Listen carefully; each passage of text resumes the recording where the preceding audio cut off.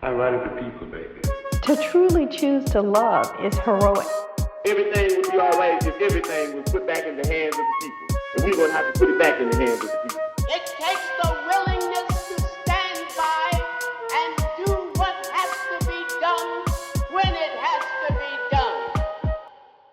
What's up, y'all? Welcome back to the Off The Shelf Bookclub. My name is Jermaine. My name is Jessalin. And we're excited to get into our second episode of We Do This Till We Free Us by Mariame Kaba. This is the second episode, so that means that we're getting into part 2. There are no perfect victims. We have 2 questions that we're going to be going over today. It's going to be a little bit of a shorter episode. Check out those questions down below. We'll also post those on our social media. And also, don't forget we have all the resources down below that we can find that make it easier to access some of these books that we're reading. Also, if you are interested, haymarketbooks.org does a lot of the books that we read. They do publish a lot of them, so check that out. They are a very good resource to find some of these type of books, as well as don't forget to tell people about us.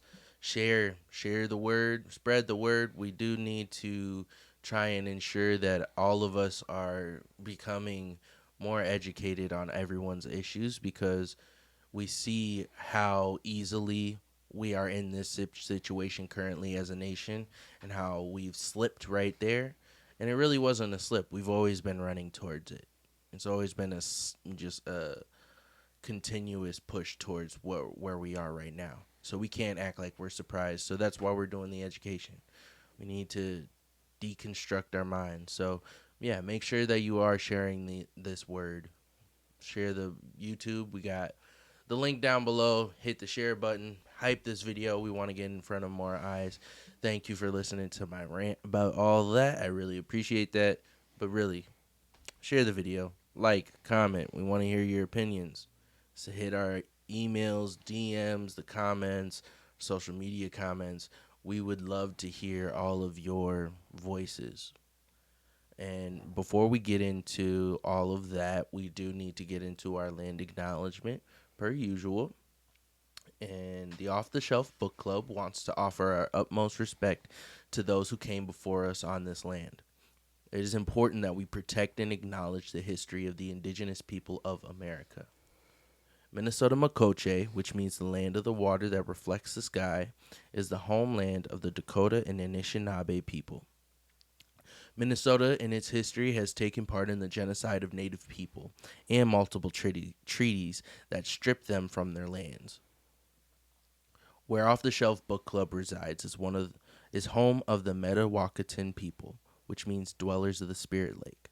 Off The Shelf Book Club will do whatever we can to honor Native people and their land, and to do what we can to aid the land back movement. Thank you. All right, so getting into, do you want to pull up the questions for me? Getting into this part 2, there are no perfect victims. We have 2 questions for you. The first one is, What can we do to help our youth steer away from the sex trade at a young age? how can we have better and more complicated conversations around sexual violence? All right, perfect. So what were your thoughts about this part? I really like this part of the book because I think it's one of the more honest parts. I think when we talk about women and domestic violence, sexual violence, prison, justice, and all of those things, it's very complicated, it's very complex, and most of the time, right, when people are when people really say they want to provide justice for women and all of those things, it's very skewed, it's very hypocritical, it's very it's not honest in some aspects, and so I think that this calls out those, like, this part specifically calls out those spaces, because she talks about, like, and she does throughout the book, is multiple different people who were, and women who were a part of domestic violence that end up going to prison for their lives, for standing up for themselves, even if they didn't, like, kill their abuser. And so I just think, like, it does a good job at calling out those hypocrisies. Yeah, I really like. There's a part where she was like kind of being critical of, you know, the people who say kill all rapists or kill the rapist, and I found that really interesting because, like, yeah, I understand the sentiment behind that, but also she just kind of said, like, what is it actually doing about the issue? Yeah, and, like, I think that part of that, right, ties into, like, this idea of justice that she, like, talks about, like, at the beginning of it, where she's like, true justice is not being arrested and taken away from her children, family, friends. Justice is living life free of domestic abuse. Justice is benefiting from state protection rather than suffering from state violence. And, like, these ideas, and then later also talks about, like, how are you going to be anti-rape advocate or organized and still be pressing for people to be put in rape factories? Precisely. We do have to be honest with ourselves a little bit, right? Because no rape means, like, no rape, period. Not towards just women, but towards children, towards men, etc. And that also, like, means that we have to get rid of the systems that, like, foster that area. And part of that is the prison system. The prison system fosters and, like, creates spaces of rape that is okay. Whether it's men going in there and experiencing that from other inmates, to officers, to women going in there and experiencing it with other inmates and officers. I agree, and I really that brings up one of my points about, like, with and tying into the kill the rapist comment was what she says on page 47, or she doesn't say it, Hassan says it. I can't remember their first name, but the other person in this interview. Prison is not feminist. That is one of Mariame's famous points. Prison isn't feminist because it recreates the same sexual violence, the same fear, the same kinds of oppression. It is the pin on the head of the racist and sexist system that we live in. Because, yeah, that's what we see. That's, like, we have all these jokes about it. We think it's funny, but, like, how is this not creating more rapists? Because in a way that, like, we know that a lot of offenders also have been a victim at some point. A lot of them are. So if you're more likely to become a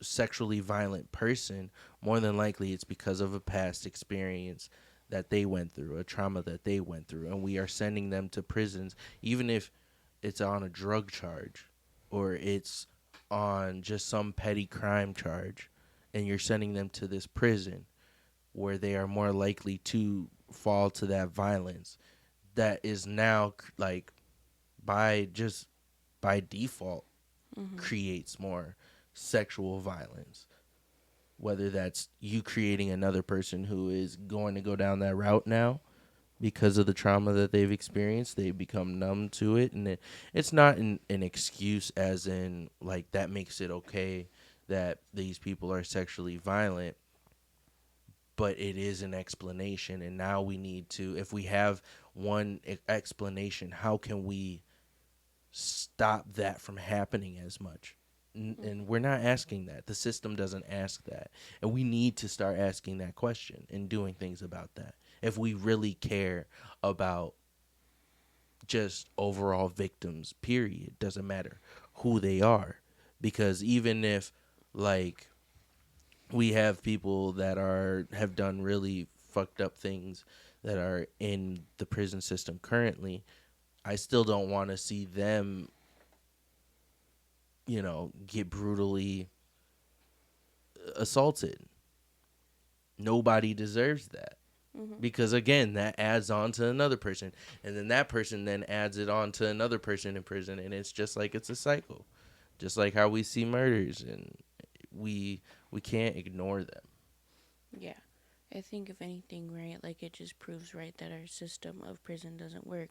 Because you take a rapist, you put them in there, they get raped, which means that the people in there don't actually learn that this thing is not okay. Right. So then we need something different, right? We need something different. And that doesn't mean that nobody gets consequences, like they said, like after what you read is that it does not mean, however, there should be no consequence. It means real consequences. Consequences that really matter. It means transforming the conditions that exist in the first place for this to even have happened. It's a sick cycle, man. And she really does a good job of just pointing it out, being like, you can't ignore this. And, it's always been weird to me, even as a kid, when watching, like, the show Boondocks, like, how that was made a joke. But it really, like, it's not a joke at all. It's not funny at all. Yeah. Because more people need to walk around and look at people like, that's somebody's child. Whether they are 50 years old, whether they're 30, whether they're 18, 14, like everyone is somebody's child, you know what I mean? And we're accepting this violence, and it's sick. It's sick that we can even, like, turn our eye from it. Yeah. And it's because we have just, like, dehumanized a lot of our criminals. And we take away when we dehumanize people, it just only leaves room for fucked shit to happen to them. These communities and shit. So, I guess we should probably get into our first question. What can we do to help our youth steer away from sex trade at a young age? Right away, like in this section, well, maybe not right away. In the second part of the section, specifically talking about Centoya Brown, if you haven't seen, like, her documentary on Netflix or read anything about her, right, her case is very sad and like a clear form of injustice, just like the case beforehand that she talks about with Marissa. What's her name? I can only remember it was Marissa. Yeah. Just right, completely unfair. She, as a child, right, went through. She was basically, right, sex trafficked. She was a sex slave and ended up killing her abuser. I believe at like 16 years old. Yeah, it was 16. She was tried as an adult, and she's been in prison for a very long time. I can't remember if she still is or is not in there, but I want to say she isn't, but I'm not sure either. Very horrible, but she adds like a lot of complexities to sex trafficking, youth being sex trafficked, and like maybe not complexities but like nuances. Yeah. And I think that we can agree that like youth should not be put in a situation, whether they are forced or choose to, right, become or not become, but be sex trafficked or choose to use sex as a form of like a job, right? Because she says in like different areas on page 37, the realities faced by most teenagers engaged in survival sex are shaped by unsafe homes, housing, lack of access to employment, affordable housing, health care, including gender affirming health care, mental health resources, and by poverty, racism, queerphobia, and misogyny. She also goes to say, like, later in there, but it's important not to assume that every young person who trades sex for money is trafficked. Even if the law defines everyone under the age of 18 who trades sex as trafficked, regardless of their actual experience. Doing so ignores the complexity of their experiences and does a disservice to them by denying them any agency of self-determination, including to define their own experiences and demand their own solutions.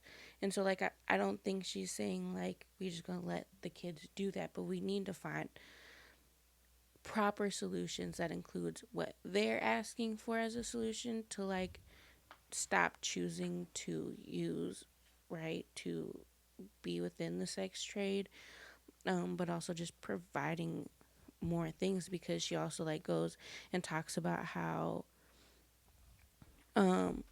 certain laws, right, that end up being passed, like, actually force them back into situations that brought them to be put themselves in the sex trade in the first place, like going back to foster care, right? If they escaped foster care because of the home that they were put in was so horrible, putting them back is just going to, like, we're then starting a cycle of issues. And so this question is really like, how can we brainstorm? How can we come up with ideas that actually help our youth ensure that they're being put in a situation that doesn't actually, like, resort to them falling into a cycle of choosing, right, as well as being forced to, but also choosing, right, to put themselves in that predicament, and, right, cycling somebody taking them out but putting them in the same exact situation that brought them there in the first place. Exactly. That's why, like, it's just the whole system's really screwed for that point, because yeah, I feel like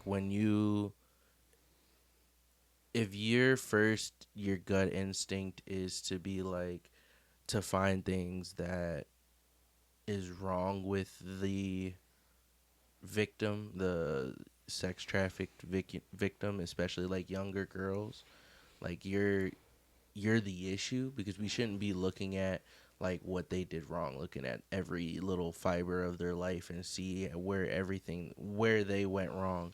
We should be looking at it as a society, is like, why did this young person think that this is how they needed to live their life in order to survive? Like the fact that our LGBTQ community, specifically like the trans community, at such a young age, there's like a high percentage of them that end up going into that as young as youth. And why is it happening? And we know it's because of a lack of resources. So why are we as a society not willing to provide resources to avoid those things? Like, we know that these are some of the, most gut-wrenching type of situations to hear. So your initial reaction when you hear these things shouldn't be like, what did that girl do? It should be like, where did we go wrong as a society to where we don't want to provide resources for our youth to avoid them being put in situations like this? You have to start like thinking about it. Like, if your initial thought is that, you got a lot of deconstructing to do. Need to rewire some of that shit in your brain. because we need to be looking at why are we not as a system providing more access to resources to just at least slow this down, because it was a hard this section was a hard read, because I don't want to sit here and think about, you know, these young women or just the youth out here doing this, because that's just hard to hear. Mm-hmm. You know, I got younger siblings. You know, you Yeah. gonna be having a nephew coming here. Mm-hmm. Shit, I got younger cousins, and like, there are no real guardrails that we have for our children. And our children, out of all people, need the most guardrails because they're fucking children. It's their first time on this earth. And we have given them a shitty hand.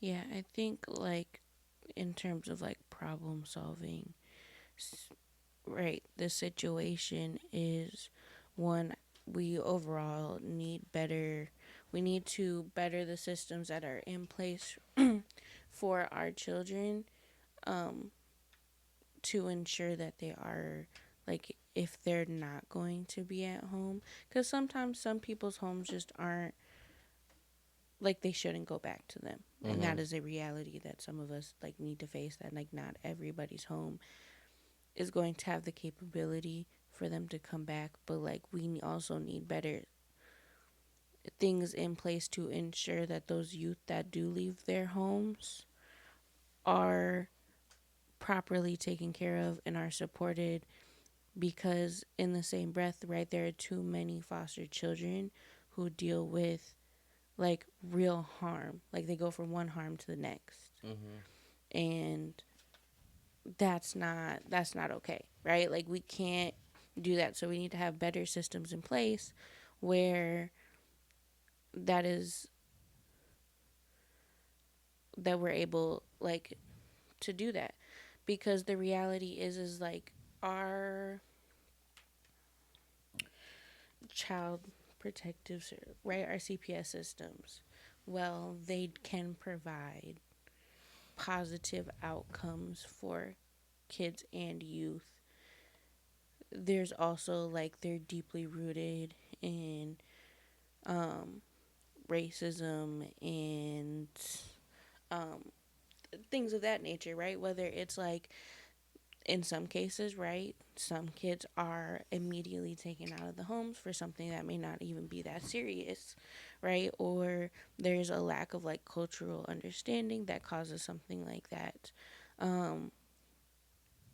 That doesn't, right, where that shouldn't happen. And then there's also another space where not every situation requires there to be a space where we're prioritizing the kid going back in the home, Mm-hmm. because that also creates another circle of violence. And so how do we get to a point where we can like properly see how, as like a household, like situation by situation, on what that kid needs? I don't know, because that can be really difficult. Families lie and kids lie, whether it's for good or bad reasons, Mm-hmm. right? It's whether it's to protect the parent or not, whether it's like educators, etc., taking things taking things way out of proportion. Like the part of that does come with like us mentally like being like and like culturally understanding different perspectives, as well as like really like feeling out like um how the like spaces feel too, right? Because there are so many kids that go missed, that go under the radar because they don't say the exact right things. Mm-hmm. And I think that a way that we can like change the way that we are, handling these things and making sure that the more kids aren't going under the radar, and also we don't overlook things just because, is on page 39, Mariame Kaba says, perfect victims are submissive, not aggressive. They don't have histories of drug use or prior contact with the criminal legal system, and they are innocent and respectable. And where that my issue with that is like a lot of the times the people who go through sometimes the most are the people who are going to be aggressive, because that is what life has taught them to be. That is how they've survived, and they end up, and a lot of people who have been through a lot of shit end up going to drug use because of the shit that they've been through to as a coping mechanism, and just we have to like change what we look at as innocent, because I mean, I may have misunderstood it, but I think I understand it. She said somewhere in here, I don't know if I highlighted it, but it was like, we look at victims, like we take children victims sometimes I'll say, more serious than grown adult women, which can be an issue, because like if she wasn't a child, it makes it's still bad. It's still a bad thing that happened, and we should be taking it we should be taking it seriously. Both crimes are crimes. You know what I mean? Yeah. Both of these are assaults, and like, yes, a child being assaulted, like there's, you could say, more innocence there because they're younger, but it still doesn't take away from the fact that this action is taking the autonomy from people, and not just in that moment, but after the fact too. Yeah. I also think this, like, right, like, because I think this no perfect victim mentality is really important for us to get across to our heads, because, like you said, right, we need to look at things, like, at the end of the day, what happened to these people who were victims, right, is bad regardless of the space. But sometimes, right, what happens that is an issue is like we get somebody like Marissa, who fought back Yeah. of her domestic abuse and was sentenced to jail and put in these harmful, like this harmful scenario. But then there's a scenario where I'm trying to remember her name. I want to say it's like Gabby, starts with a P. Like, I remember her case being everywhere. Oh, her being missing? And her being missing, and her, and she unfortunately being murdered because of abuse that, right, happened, right? Her boyfriend. And the reality is like, there's a possibility that her fighting back is what saved her life. But at what And cost now? both of these victims should be held to the same, should be looked at similarly. Of course, one died and the other one didn't. But even if we looked at two where one fought back and ended up dying, like, they should still be held to the same standard in terms of like something needs to happen and something needs to be done. And a lot of the times, right, there is a lot of misogynoir into the mix, right? As a black woman who is a victim is not looked at as a victim as much. And so then that also means that you have to defend yourself more too. And like, everybody has different reactions to being abused. I think of, like, if we want to talk about more about pop culture, like, examples, if you're on TikTok and you see examples, there's this woman, her name is E. Kane, who's in an active, like, abusive relationship. But like, a lot of people talk about how she is she's not An angel or some shit like right, that. because she'll fight back. But we also have to look at the reality of the situation is that some people do that because they're just so tired of being abused.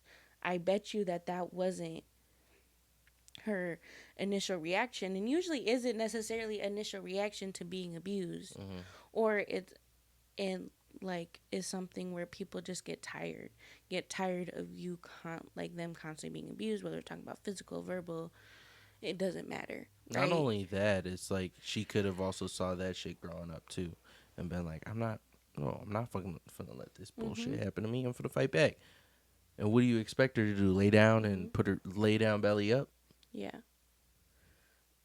And like the complexities of being in abusive relationships. I think like there's an average of like it takes somebody seven times before they're actually able to leave, if they're even able to get to the seventh time, right? We also have to acknowledge that because so many abusive, right, abusive relationships do end up in death. Yeah. That's, I think, like, statistically, domestic violence calls are actually some of the most dangerous, like, cop. Because everybody's at such like high emotional like altitudes, and depending on like how serious that like domestic call was said, like if somebody has like a weapon, for example, right, that automatically brings it to a whole nother level, right? And it takes like one chance a lot of times, right? Or I shouldn't say a lot of times, but there are times, right, like if the abuser knows that the police are on their way, that might even heighten the situation dangerously by killing themselves, killing the other person faster, or even like looking to do that to the police officers that are coming. There are situations like that all the time. Hostage situations we see all the time. Like it's just everybody's emotions are incredibly high in that moment. Usually when domestic abuse like calls are made, because they're at the height of that situation. It's never like I'm calling because like when you're alone and nobody's there, right? It's at the height of a situation, making it just high emotion. Yeah. I guess we should probably move into our second question here. I mean, we've kind of covered it a little bit, but just to get into more specifics, how can we have a better and more complicated conversation around sexual violence? And I think it's really important to have nuance. Like, that is really what it comes with, and as well as like just like we have to also empower our victims. Like that's one of the first steps, I believe, into having these better, more complicated conversations, is by empowering the victims of these assaults, because they also are the ones, like, a lot of the time people don't call the police or reach out, which is always a question, like, oh, why didn't they call sooner? Why didn't they tell sooner? And a lot of the times they don't actually want to see the person that did that shit to them go to jail. That's all. I think it's a big reason, because they know the pain of what they went through, and they still wouldn't wish that upon their abuser. Now that's not every case, but it is a lot of cases where they won't tell because they don't want to see them go through the consequences they know that will go through, because those aren't the right type of consequences to actually be helping everybody in the situation. Because and I'm not trying to sound like a rapist apologist or sympathizer, but we also, like, if we want these things to stop, if we want this violence to, like, be able to control this violence, we have to work also with the rapist, and we have to also meet them with a certain amount of care, because again, it just didn't happen. It just didn't. They didn't just wake up one day from it. And so, how do we teach our children how to avoid these situations for our own children for the future? You know what I mean? How can we teach our boys? Because mainly it is men who are the perpetrators of a lot of this violence. How do we teach our boys? Like, what type of conversation do we have with our boys to avoid this, so they know that they don't? What is wrong? What is consent? Because those type of conversations aren't being had right now. Like, what is consent? That's not taught in schools. Like, what is coercion? Because we don't need our boys sitting here manipulating into some. Mm-hmm. We need to, like, and this violence doesn't just mean like rape. It's overall domestic violence, whether it's verbal abuse, physical abuse, emotional abuse, mental abuse. Like, it's all of these things, and we need to be looking at it through the lens of like empowering our victims as well as giving some type of care to the perpetrators too, so we can learn how to stop the shit and try and prevent them from doing it in the future. Because putting them in more violent situations only creates more violence, because we know violence makes more violence, period. That's how that equation works. Yeah, that's what I think about. Just creating better, more complicated conversations around it. Oh, Yeah. sorry, no, I just thought of a quote that I want to find in here. Yeah, I think, like, in terms of that, like, we talked about it, right? Like, prisons produce rape, and even more rapists, right? Because they're not,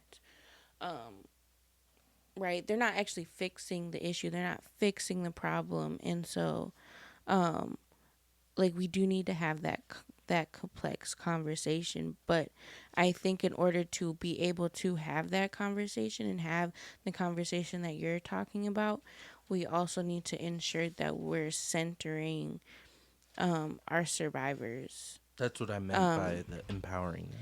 And like she says it on page 48, what does it mean to actually center a survivor who is harmed? What does it mean to actually support people who have caused harm?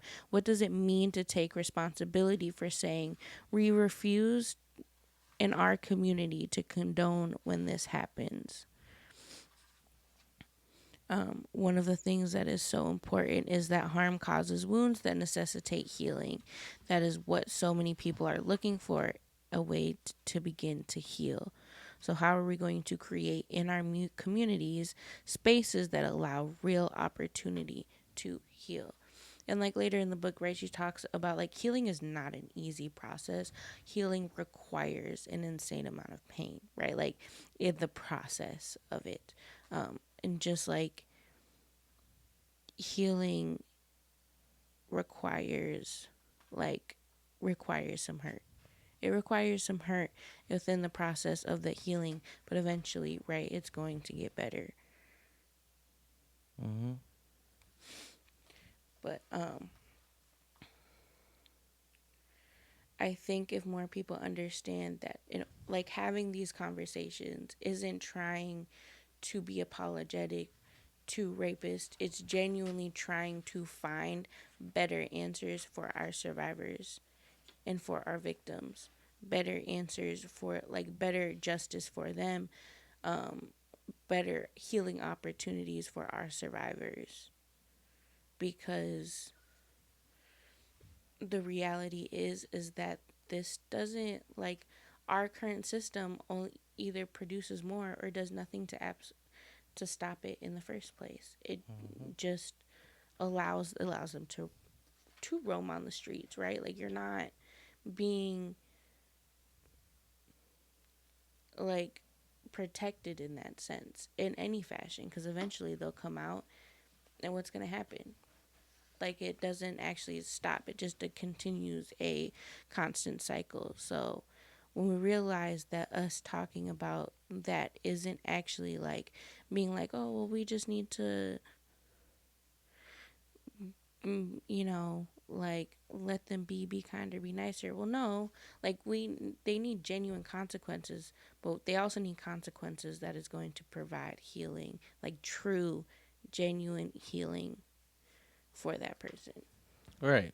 for that Exactly. survivor. And like, you know, it reminds me of what Kaba had said on page 44. You can't force somebody into being accountable for things they do. That is not possible. People have to take accountability for things they actually do wrong. They have to decide that this is wrong.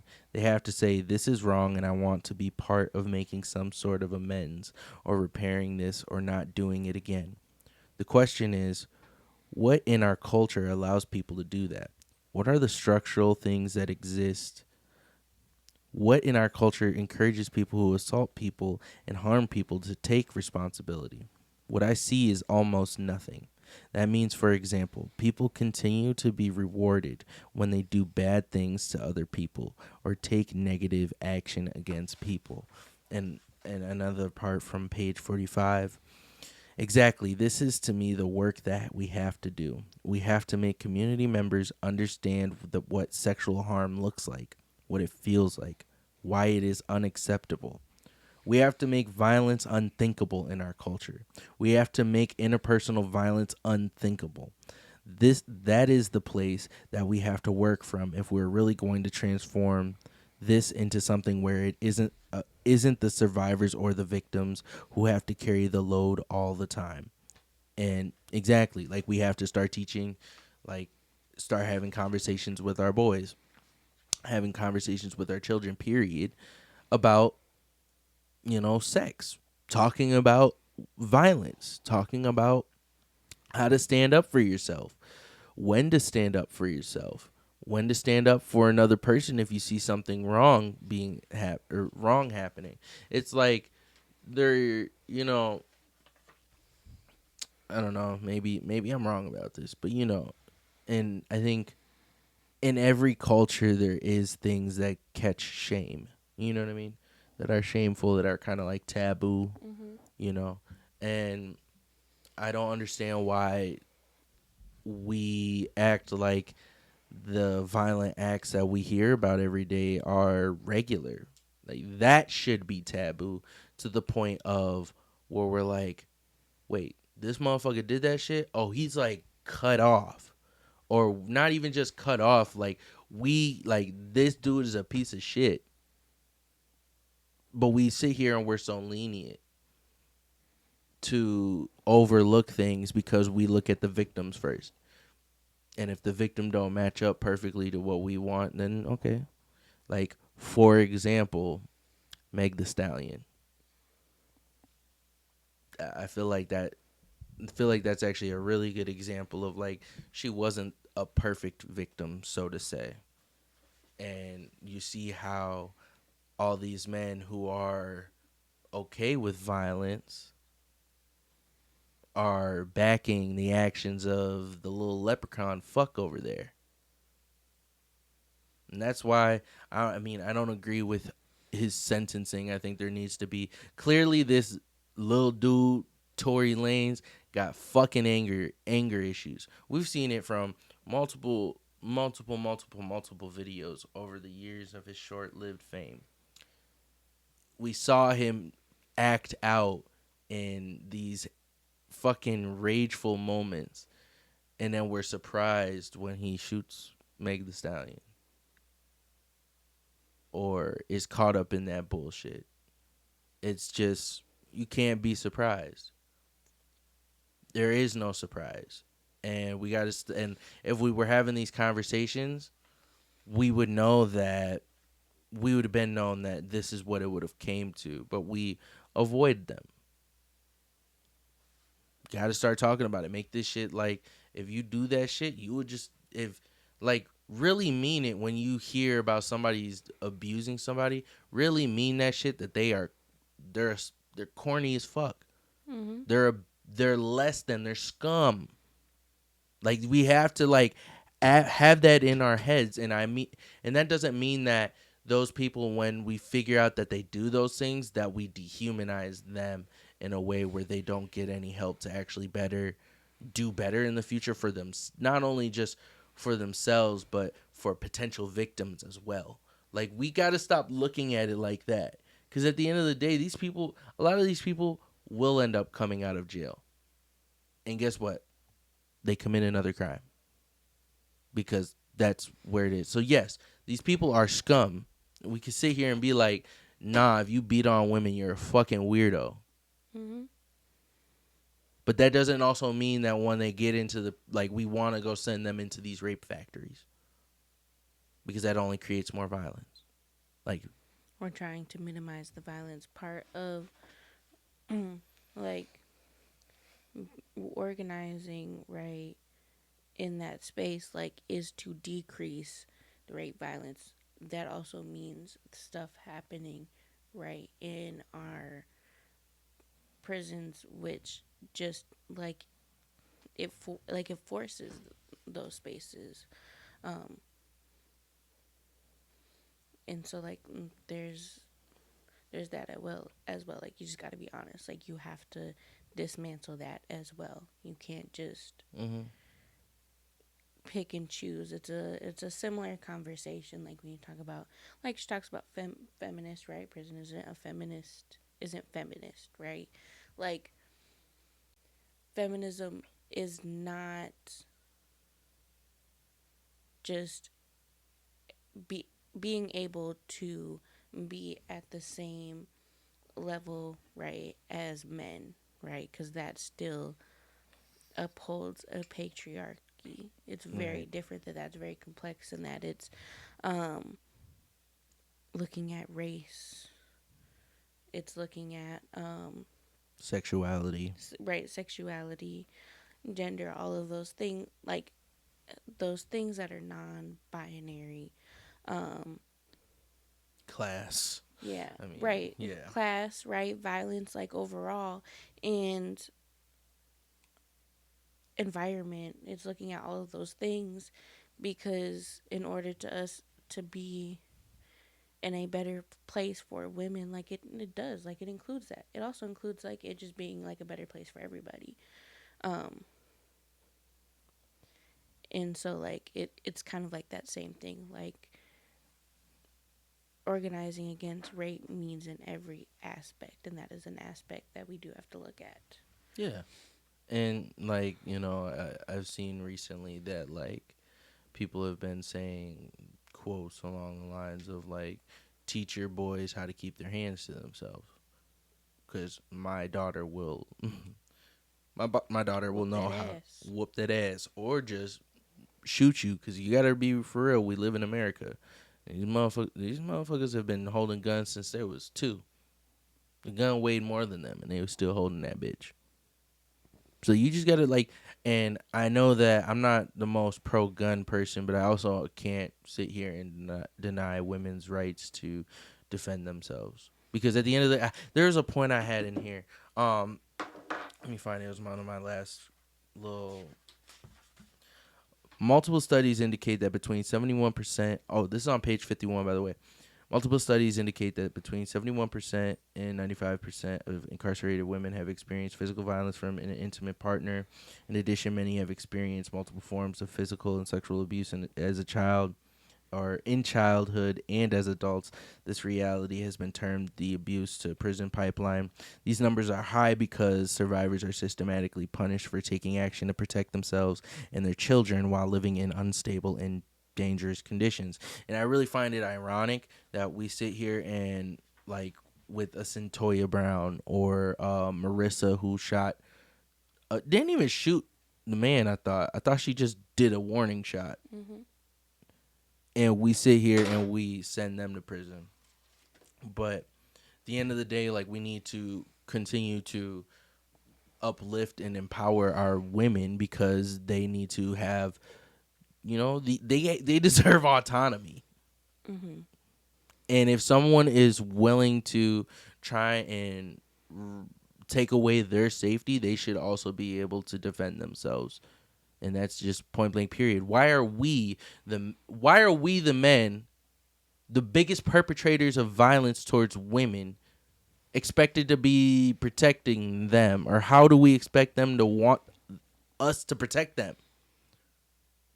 When we're still sitting here raising boys that are fucking don't know how to keep their hands to themselves. My daughter, if I have a daughter, she will know how to throw them hands. She also might know how to shoot your ass too, depending on where we at as a world. Because the fuck is you talking about?